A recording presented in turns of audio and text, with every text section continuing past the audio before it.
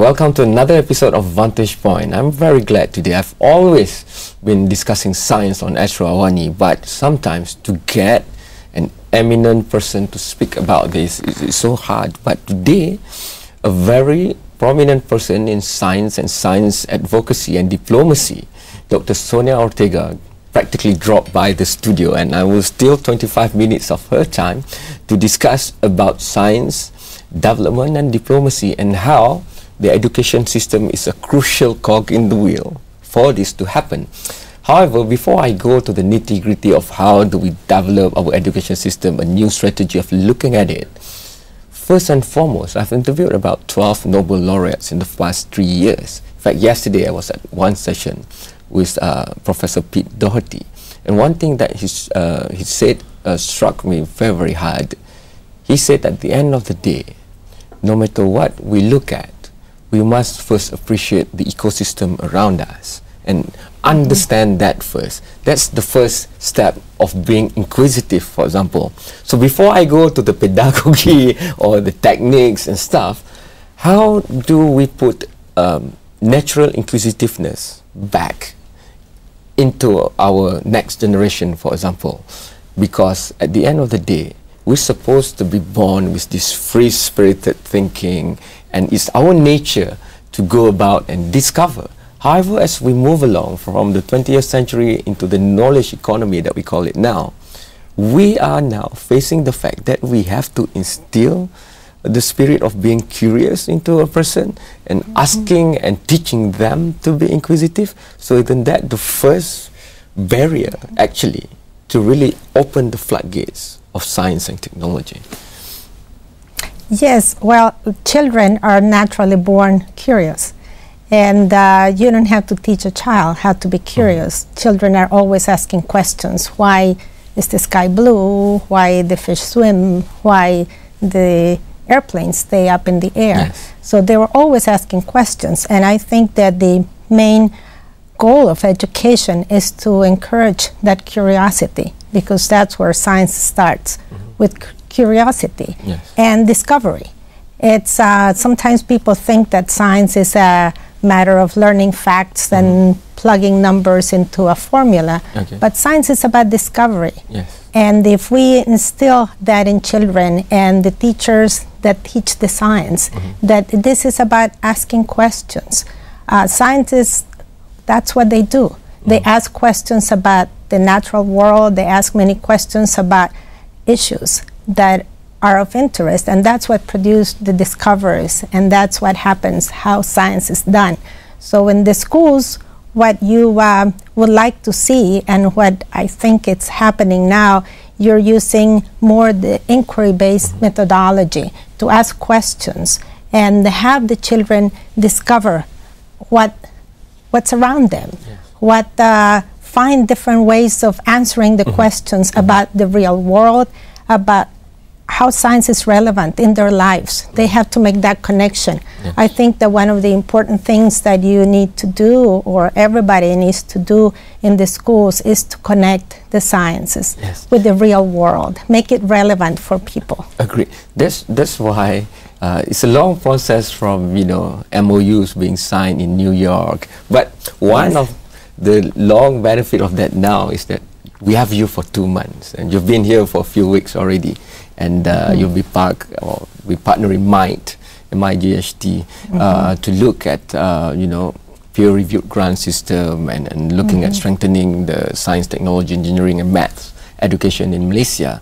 But from the macro discussion that we have initially, I would like to link that to even President Barack Obama and his administration is looking at bringing up the excellence of STEM or STEM in the education in America. And when I was reading about that issue months ago, and I was like, but this is America. It's the biggest economy of the world, the biggest superpower around, and there's a decline over the years in the performance of students in school, science, technology, engineering, and maths. And if we look at smaller countries like South Korea, for example, who have almost the same background with Malaysia, maybe in the 1960s and 70s. But now, they are talking to people like the biggest company in the world in terms of value, like Apple. And we don't even have a smartphone company almost half as big, for example. So there will be cases around the world where science, technology, engineering and maths have propelled the whole nation forward. But I guess for countries like Malaysia, we have to find our own balance. So maybe in this instance, looking at the cradle to career system that has been done in America, for example, it's not necessarily to be replicated. Maybe you can share your views on this. But it's finding things that work somewhere else, but trying to match it to the needs around here. Is that how you see it? Well, what happens, models are always developed in many parts of the world. And the issue of science education, I'm learning as I'm meeting people from different parts of the world, are more or less universal. This need to promote science in schools and encourage STEM learning, it's not an issue that is troubling one country. It's an issue that is troubling many countries. And so you have to make the good connections with what's going on in the world. Now, in order to decide what's relevant to each country, it's up to each country to decide. Yes. And I think in terms of, you take a model and then you adapt it to your own reality, because the realities of one country are different than the realities of other countries. So you take the best out of one model and another model, and then you decide if it applies to your own reality. And so it's not a matter of replicating something, it's a matter of taking the best out of what has been produced in other parts of the world and see how that can improve the conditions of Malaysia or any other country. So I have to go for the first commercial break, but once we are back, it's always nice and enlightening to have a view from the outside. But now you're in the inside. So you have been on video conferencing even before you landed in this country. So maybe we can steal your thoughts on one or two micro focus here that you have seen so far. And maybe you have a different conception when you were there, but once here, you see it in different light. One or two instances so that we can really give concrete examples to what we discussed just now. That we'll discuss after this short break.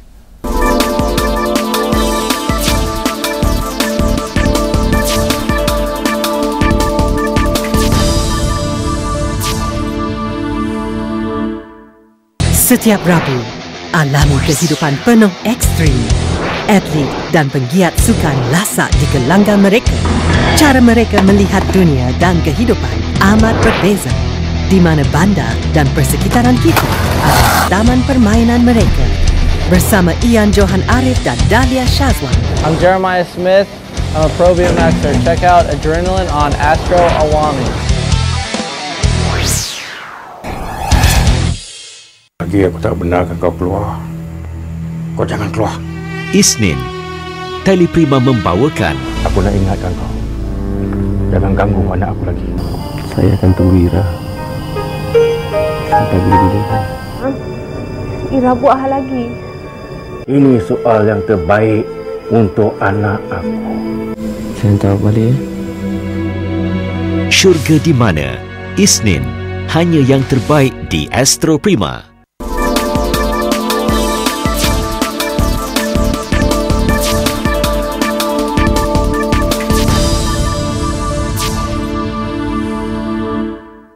Thanks to GSIAC initiatives and also now with my JHTO Might, we have Dr. Sonia Ortega, science envoy, who've been, wearing many hats actually. Marine biologist by training, but also a lot of years in the National Science Foundation in America, a lot of programs looking at education and enabling young scientists to get grants and stuff like that.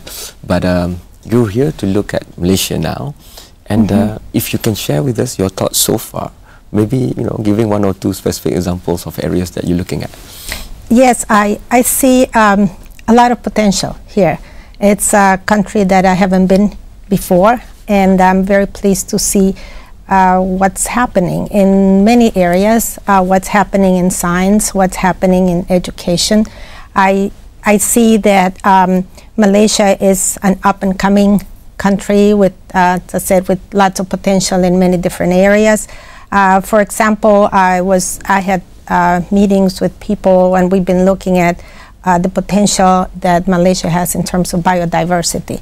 That is very unique. Okay. And there are many areas in biodiversity that have not been studied before. Okay, and that has potential not only for Malaysia, but also for science in general. So that's one area that has a lot of potential for Malaysia in terms of progress, in terms of contributions to science.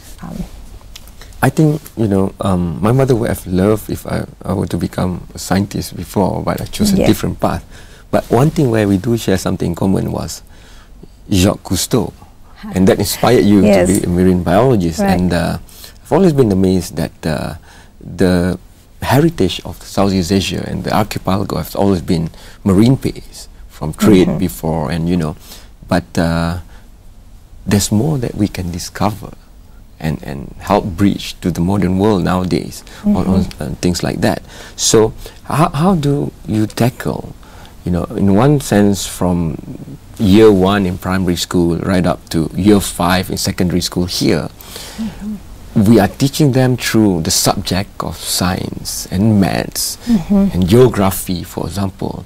But maybe the free-spiritedness of our forefathers in this archipelago was, for example, just to go out in the morning, breathe the fresh air, look at the greeneries and the blue ocean, for example, and take on the world. So maybe putting things in classroom needs to bridge, you know, the connection to the outside world, like what you have alluded to earlier. How has the United States tackled this, you know, from No Child Left Behind, for example? Because maybe if I take the theory of multiple intelligence of Howard Gardner, for example, just because I'm not so strong in maths and science doesn't mean I don't have that scientific approach to things. It's just that maybe I like things differently and approach it differently, for example.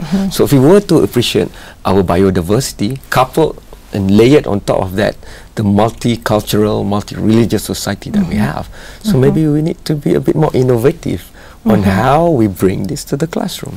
Yeah, you know, it's interesting you're making that, talking about the natural sciences, because yesterday, as a matter of fact, we had I had tea with the ambassador of the U.S. and a selected group of people representing different organizations here in Malaysia, and we precisely discussed that issue, that now in the area of technology, high technology, cell phones, and all the tools that we have now, that the way that we were raised in a sense, exposed to the natural world, is lacking now, and that perhaps we need to have a better balance in the way that we bring the children to the real world, to their backyards, to the field, to experience nature, but also use the technology to teach them more.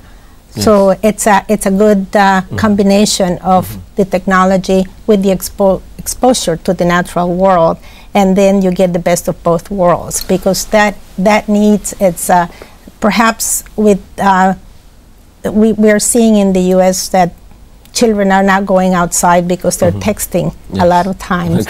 So we need to have we need to encourage parents, we need to encourage communities, we need to encourage schools to provide that balance. So then the children and the young people develop that love for nature, continue that love for discovery, and use the tools. There are fantastic things that you can see now on apps and on the internet that complement what you see in nature. Inspiration, I guess, is a very crucial thing.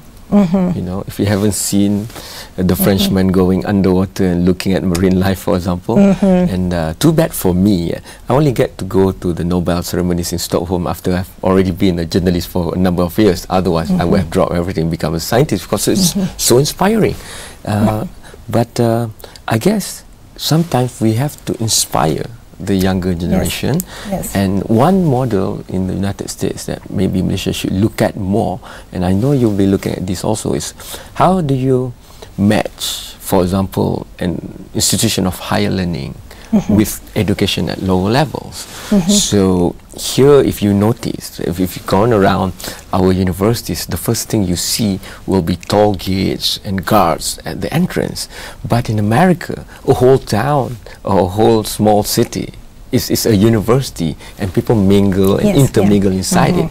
So I guess opening up the box physically, not just in geology, is very crucial. So if we can make this strategic, match not only one school to a university, because there's lesser number of universities in Malaysia, maybe one university to a 10-kilometer radius kind of schools, so that can really directly inspire. Yes, absolutely. I have been very fortunate to have been working with a program at the National Science Foundation that has brought universities and schools together. This program was the brainchild of a former National Science Foundation director, Dr. Rita Colwell, who was actually a science envoy here in Malaysia last year.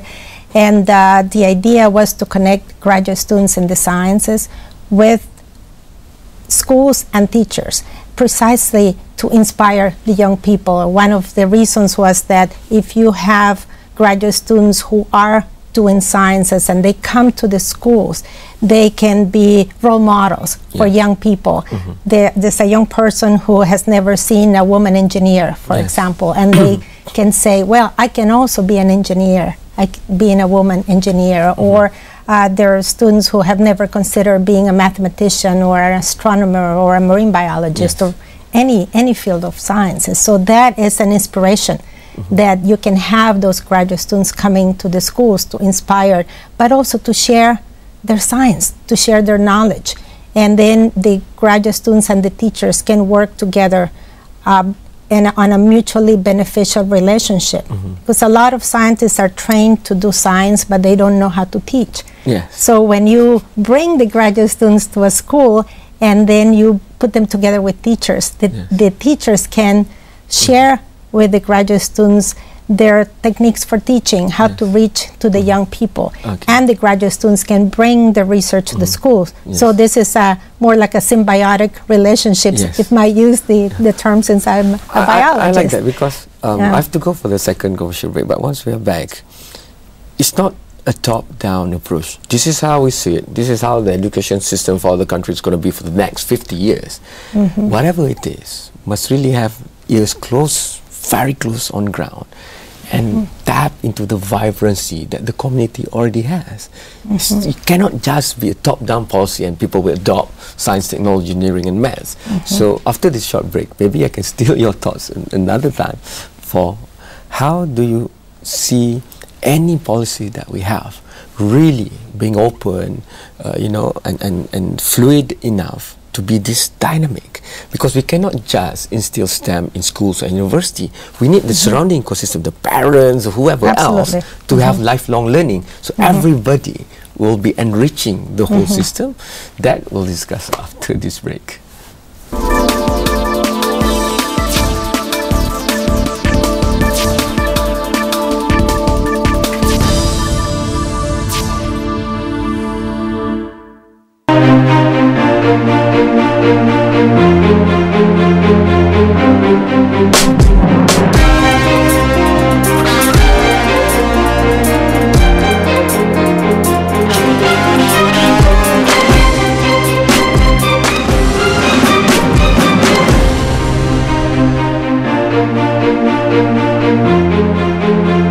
Toyo Tires, tayar rasmi yang mencapai prestasi gemilang.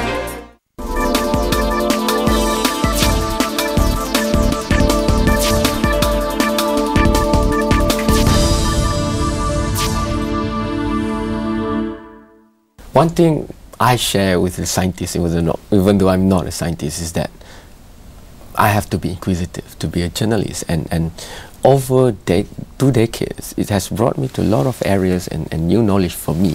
And one thing, even locally, when I went to Sabah and Sarawak, every time when I go into the interior-based communities, sometimes I learn from them and not the other way around, because they have satellite like Astro is beamed into a lot of longhouses, for example, in our rainforest in Sabah and Sarawak. And the way they ask me questions about topics like this, you know, they will ask me things like, yes, so you're talking about lifelong learning. So how do we do that without leaving our ecosystem?